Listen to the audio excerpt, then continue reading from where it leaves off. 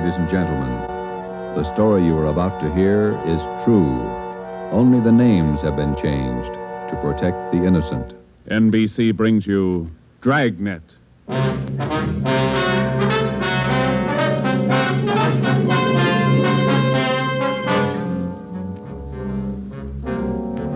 You're a detective sergeant. You've been off duty 2 hours. You receive an emergency call from the chief of detectives. An entire block in the heart of your city is threatened with complete destruction. Your job? Report at once. Dragnet, the documented drama of an actual crime, investigated and solved by the men who unrelentingly stand watch on the security of your home, your family, and your life. For the next 30 minutes, in cooperation with the Los Angeles Police Department, you will travel step by step on the side of the law through an actual case from official police files. From beginning to end, from crime to punishment, Dragnet is the story of your police force in action.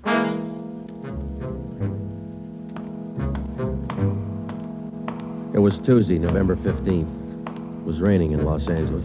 We were off duty reporting in on an emergency call. My partner's Ben Romero.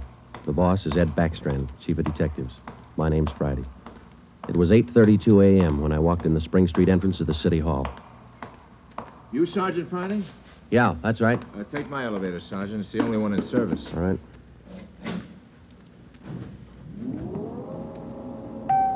I'll run you up to 16. The chief's waiting for you up there. What's the pitch?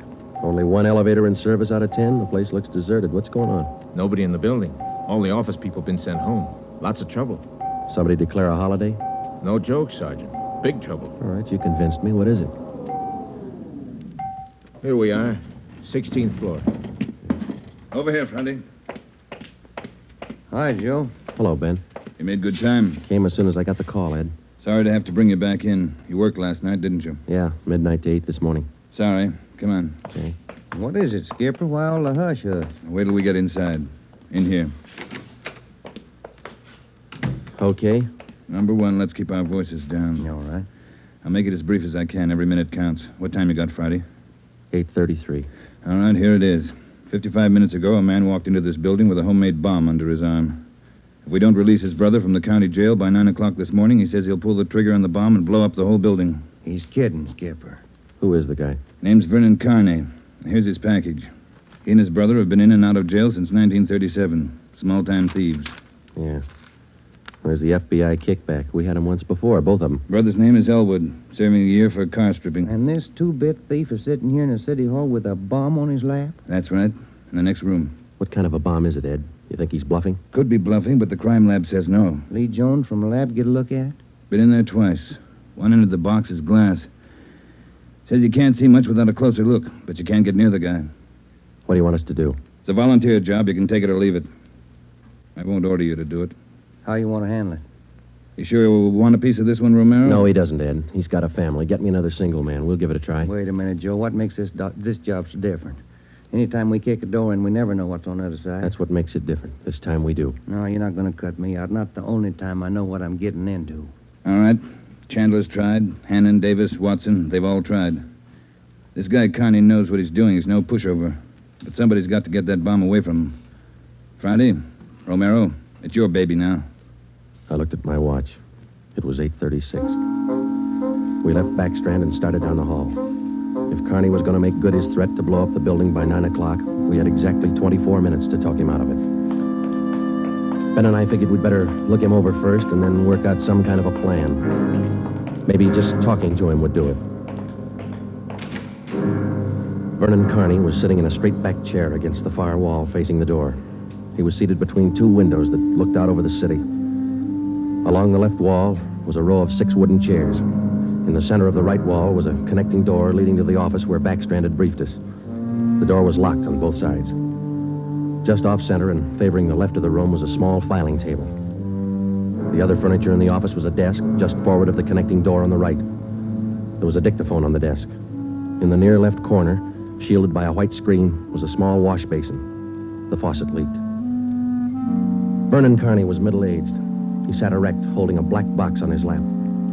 He held his right hand inside one end of the box. Ben and I stood there for a minute and looked at him. Then we walked in the room. What do you say to a man with a bomb? That's close enough. Cigarette, Carney? I'm not smoking right now. What are you trying to prove? You know what I want? We're not going to let your brother out of jail. You got until 9 o'clock to change your mind. According to that clock on the wall, you got 24 minutes. If we go, you're going with us, Carney. Don't take much of a brain to figure that, copper. What made you think you could get away with this? Haven't yet. It ain't 9 o'clock. Unless that clock's slow. Haven't checked it against my pocket watch lately. That's the one that's running this show. Have you given any thought to all the innocent people that are going to go up with that thing of yours there? My brother's innocent. I want him out of jail. The court says he's guilty. He'll get out when he serves his time. That's where you're wrong, copper. He gets out at 9 o'clock this morning. All right, come on, Carney. Get your hand out of that box. Put the box on the table. You think I'm bluffing, don't you? I'm going to let you get within 5 feet before I make a liar out of you. Okay, Carney. I guess you mean business. You can take 3 more steps and find out for sure. Suppose we did let your brother out. We'd just come out and pick him up again, you along with him? If you could find us. Let's get this straight. If we let your brother Elwood out, how do we know you're going to keep your promise? What promise? I ain't made any promises. You just get Elwood down here first, and then we'll talk about it. There's only one thing I can't figure, Carney. Yeah, what's that? If we don't let your brother out, you say you'll pull the trigger on that bomb. You're going to kill a lot of innocent people. What are you going to prove by that? It's 8:37. You've got 23 minutes left. No, I wish you'd answer that one for me. Why do you want to kill a lot of innocent people? Don't try to con me, copper. I know they cleared everybody out of this building 45 minutes ago. I know they cleaned out the whole block. They got it roped off. Where'd you get your information? I got a couple of windows here to look out of. Don't you think it's about time to send somebody over to get Elwood? You know, Carney, we got a way out of this. We don't have to let your brother out neither. I've heard that before. What's to stop us from leaving the building along with the other few officers and let you sit here and touch off that bomb? Go ahead. It won't be a long wait without you. Who are you trying to kid? You'd let me blow up $10 million worth of taxpayers' money? No. You're going to let Elwood out. You'll wait till the last minute to do it, but you'll let him out.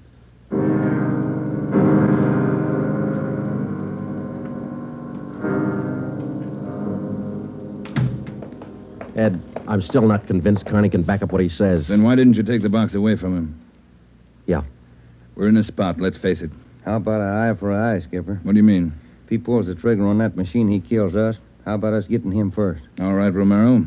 How are you going to handle it? Well, I'm not top man on the pistol range, but I could wing him. And then he hands the box to you? Or maybe he falls and his reflex action pulls the trigger. Okay, I don't wing him. I stop him for keeps. You just can't walk in there and shoot him down. Why not? You do the same thing with an armed criminal. Yeah, but you warn him first. I'll warn him. Yeah, and after you shoot him, you find out it's a harmless gadget. Couldn't have gone off in a million years. No, a gun's not the answer. We can't shoot him until we're positive. We'll be positive by 9 o'clock, and there might not be anybody around to shoot him. We've located Carney's apartment. There's a detail out there checking it now. Pacelli and Morris. Ed, have you got any ideas at all? Anything we could try? That's why I called you in. None of us have gotten any further than you did just now. There's just one thing I want to know for sure. Yeah, Friday. Is it or isn't it? We all want to know. Either way, we've got to get that box away from him. Backstrand. Yeah. You did? Yeah. No, stay out there till I call you. All right, here's half the answer. That was Pacelli. They found 28 sticks of dynamite in Carney's apartment. We knew Carney wasn't kidding now. We could see into the bomb through that glass window in one end. It looked like dynamite inside, and there was dynamite in Carney's room. We didn't know if he had the nerve to pull the trigger. We didn't know if it would go off when he did. But with only minutes remaining, nobody wanted to take the chance. From here on in, all of us agreed that Vernon Carney sat in the next room, holding in his 2 hands a force powerful enough to destroy us all. We had to get that box away from him, and to get that box, we had to have a plan. I looked at my watch. It was 8:40. 20 minutes till 9 o'clock. How do we get it away from him? I got an idea. It might work. Let's have it. Carney's sitting against the far wall between 2 windows. They're both open. Yeah, that's right. All right, if we could get a man through one of those windows, we might get Carney from behind. How are you going to get him? Whoever gets through the window could slug him. What do you do then? Somebody grabs the box. The crime lab can tell us what to do with it. How do we get a man through one of those windows? We're on the 16th floor. Well, there's some kind of a ledge that runs around the building on each story. Wide enough for a man to walk on? Hey, let's take a look. All right. Looks pretty narrow, Joe. That's a good 18 inches. Could be done. Oh, too risky. It's raining out. That ledge is slippery. Strong wind out there, Joe. Tear a man right off the building. Yeah, I guess you're right. Well, there's still a way. How about a ladder? 16 floors, Skipper. There might be a way. The fire department would know that. I'll get Battalion Chief Erickson. Is Lee Jones in the building? No, he's over in the crime lab. I'll get him up here, too. I don't know, Friday. Maybe it'll work. It's got to, Ed. All right, now look. It's going to take a couple of minutes to set this up. We've got to know what Carney's doing every second of that time. Well, how about the dictaphone in there on the desk? Good. Get it on without him seeing you. We'll try. The dictaphone in there is connected to this one in here. This room is 1614. You got that? Yeah. All right, push down key 1614 on that machine in there and leave it down. Get the receiver off the hook and leave it off. Leave the receiver off. That's right. You know, if it isn't off the hook, we won't be able to hear a thing in here. Right. Come on, Ben. This is Backstrand. Give me Chief Erickson. Where's my brother? Still in his cell? You coppers are long on talk, but short on time. Yeah, we know.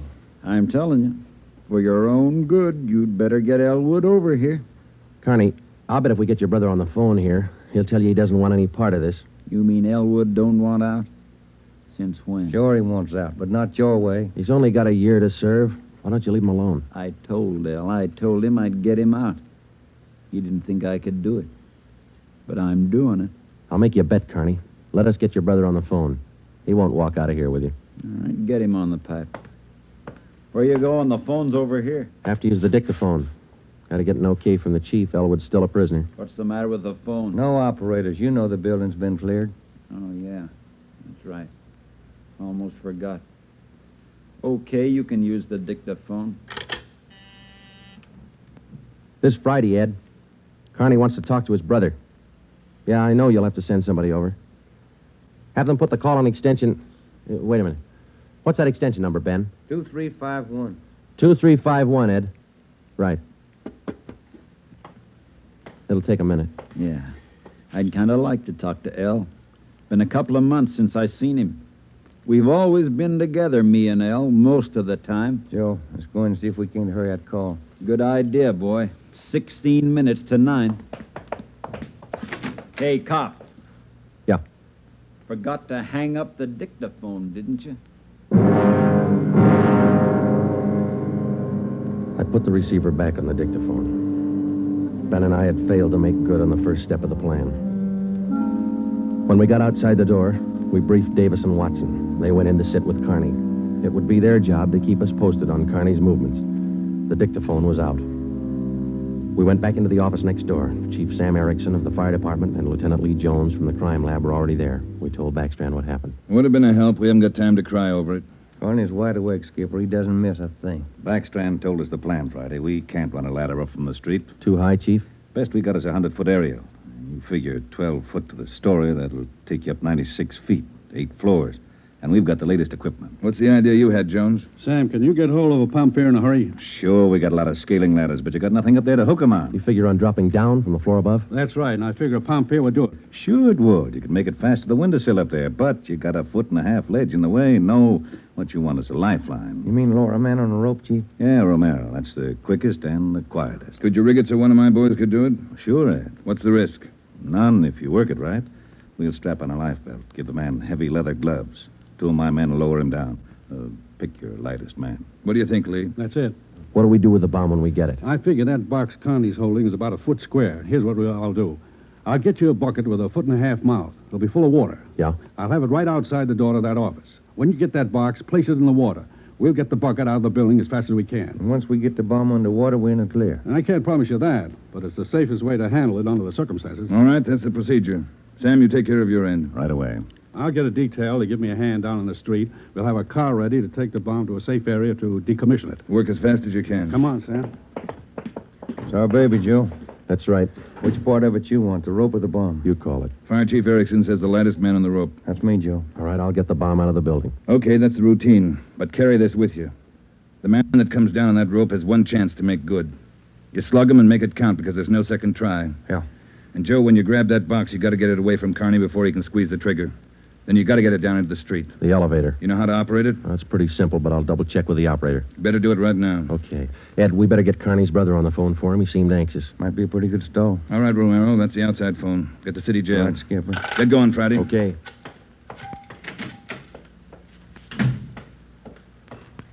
Hey, you. Elevator man. Yeah, Sergeant. Let me see if I know how to work that thing. You taking over the elevator? Well, in a couple of minutes. You want to check me out? Nothing to it, Sergeant. All right. Now, here's the control, see? You push this lever right to go up, left to go down. You see this little trigger on the underside of the handle? Yeah. That's the safety lock.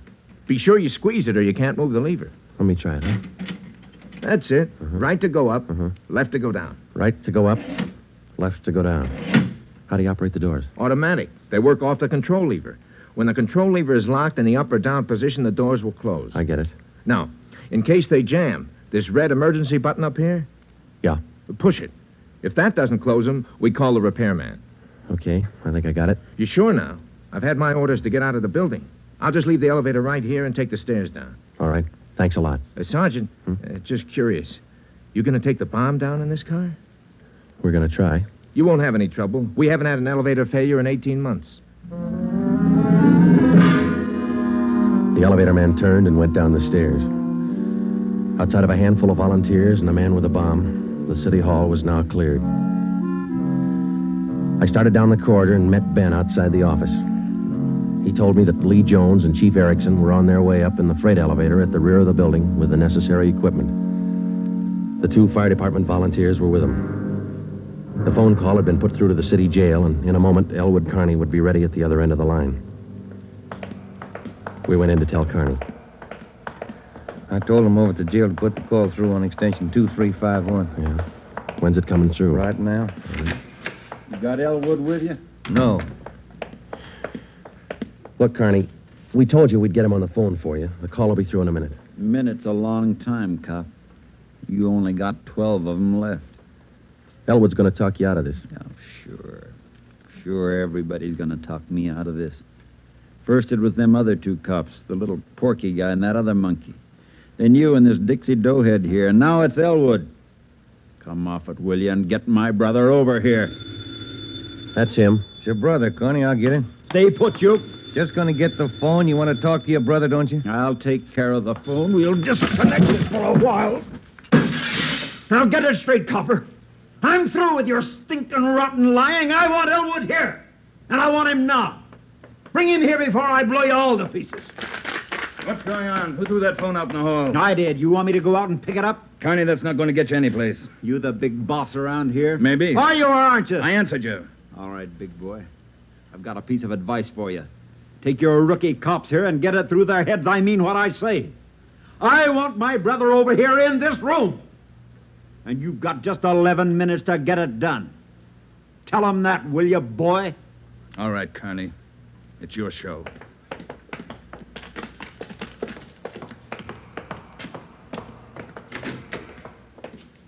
All right, we got to work fast now.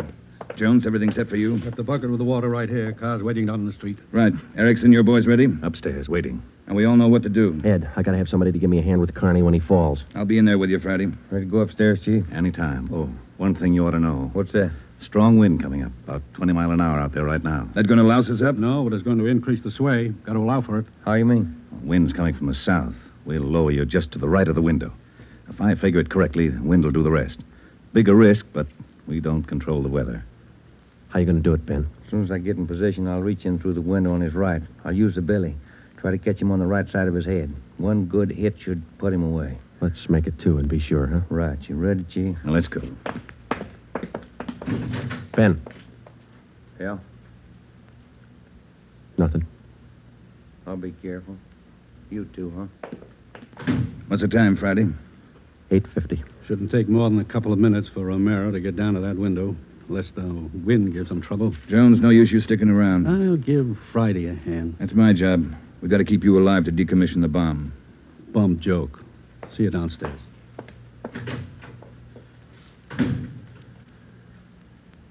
You ready, Ed? Yeah. Scared, Friday? Yeah.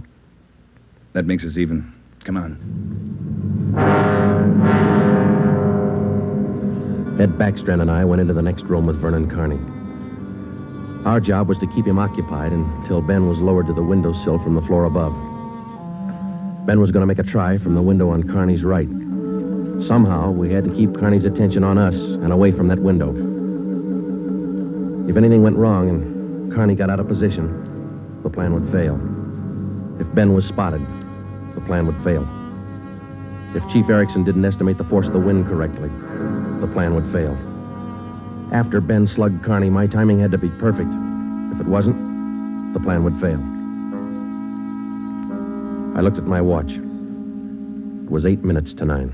Carney, anything we can say that'll make you change your mind? I've asked you 100 times. Now I'm ordering you.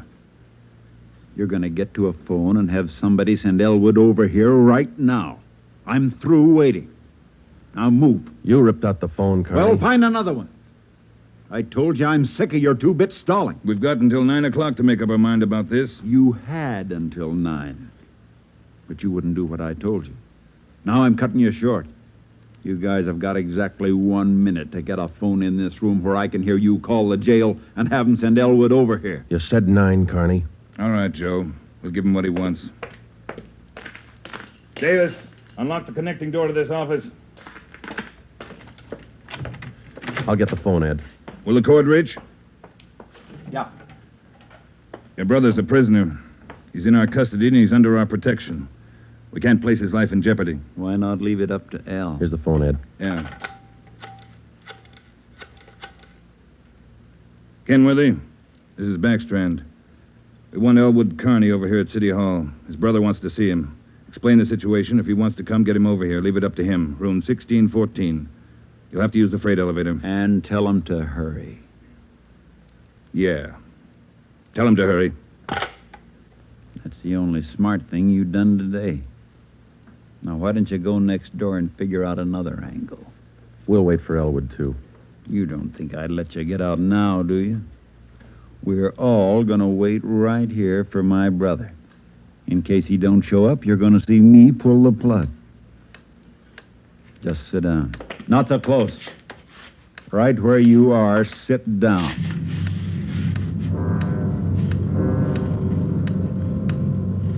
Loud clock, ain't it? Windy. Getting cold in here.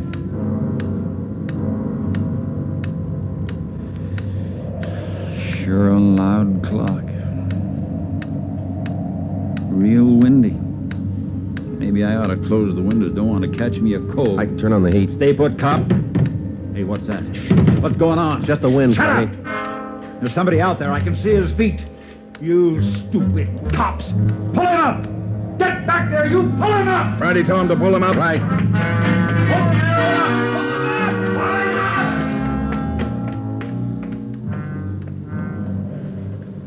up! All right, Carney. You win. You bet I win, you dumb coppers. You didn't think I'd miss a trick like that? We'll just close these windows, boys. There's one, and lock it. And here's... Here's your brother, Carney. Yeah. Hi, Al. Hi, Vern. You did it. I told you. I told you I'd do it, didn't I? That's far enough for the rest of you. Al, come on over here. You're crazy, Vern. You're crazy. That's what they've been trying to tell me. We're going home, Al. How are you going to do it? There's a million cops outside. People all over town heard about this. They're holding the crowd back. They ain't gonna stop us now, Al. You'll never make it. Either one of you. I got him this far, didn't I? We'll make it. Vern, you think we could do it? Hey, you. Yeah. You're gonna get a car ready for us, a fast one. Have it in front of the building. Move! All right, Friday, do what he tells you. Right. Hold it. Yeah. If you ain't back by 9 o'clock, the deal still holds. I told him I'd pull the pin at 9, Al, if they didn't let you out. You ain't fooling, are you, Vern? Will that gadget really blow? 4 miles high. You know what that means, Al?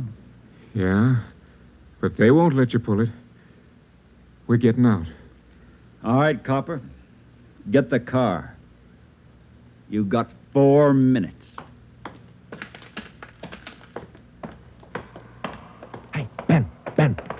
What happened? He spot me? Yeah, there's no time to explain now. Listen, we gotta work fast. Yeah. We had to bring Carney's brother over from the jail. I don't think he cares if they get out or not. He just wants to use that bomb, and for some crazy reason, he's waiting until 9. How much time we got? Let me look. Less than 4 minutes. How about the ledge? You think you can do it? Strong wind. You'll have to hang on like a fly. I don't know. I can give it a try. Okay. Same plan. Every second counts. Now, I can't brief Ed. He's in the room with the guy. It's up to you and me. I'll get on the ledge from one of these offices. I hope I make it. If you don't, we'll know you tried. Hurry. Hey, Ben, wait a minute. Yeah? I forgot. The windows. The one on his right. He locked it. You'll have to crawl around to the one on the left. You got it? Right. Okay. The car will be ready in 2 minutes. Out front. Fine. Elle and I'll just sit here and wait. Gonna be good being back together, huh, Elle? We always were real good together, Vern. Yeah, that's the way brothers ought to be together all the time. Together. Vern, I'd feel better with a gun. We don't need no gun, Elle. We got the bomb. We'll need a gun when we get out, when we get on the road. Okay. Take your pick. They all got 'em. Hey, you, give him yours. I'm not carrying a gun. I left it in the other room. A cop without a gun? Who's kidding who? I left it in the other room. Frisk the big boy, Elle. He's got one. About time for the car, ain't it? 2 minutes to 9. Yeah, this feels like it. Right on his hip. Hey, Vern, look out! Grab him, Joe. I got him. Get the box. Leave that gun alone. I got him, Ben. I gotta get his hand out of it. Run, Joe. Get it in the water. Run!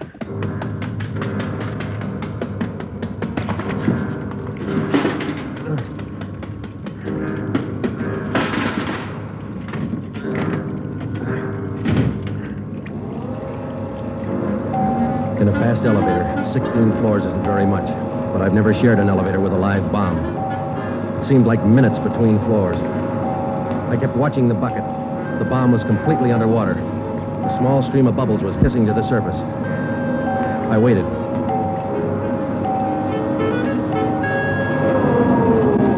Main floor. I picked up the bucket and ran for the street. I missed the first step. I fell forward. The bucket spun out of my hand. I sprawled flat on the sidewalk. I waited for the explosion.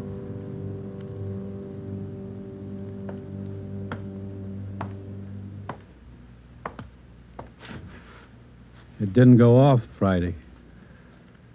I gave it a good chance, Lee. It was all there. Look, at least a dozen sticks of dynamite. Snyder, bring that over here. Here you are, Lieutenant. Thanks. Here's why it didn't go off. Had it rigged for a hard trigger pull. Would have taken a good yank to set this one off. Yeah. Hi, Joe. Hi, Ben. Clumsy.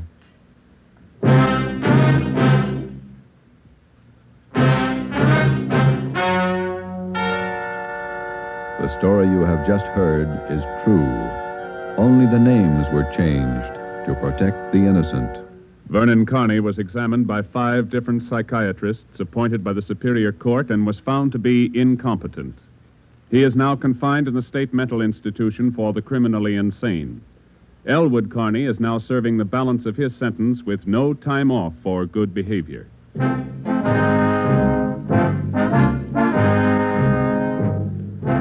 You have just heard the 7th in a new series of authentic cases from official files. Technical advice for Dragnet is furnished by the Los Angeles Police Department. Tonight's program is dedicated to Town Marshal Lon T. Larson of the Mount Pleasant, Utah force, who, on the night of October 15th, 1945, gave his life so that yours might be more secure.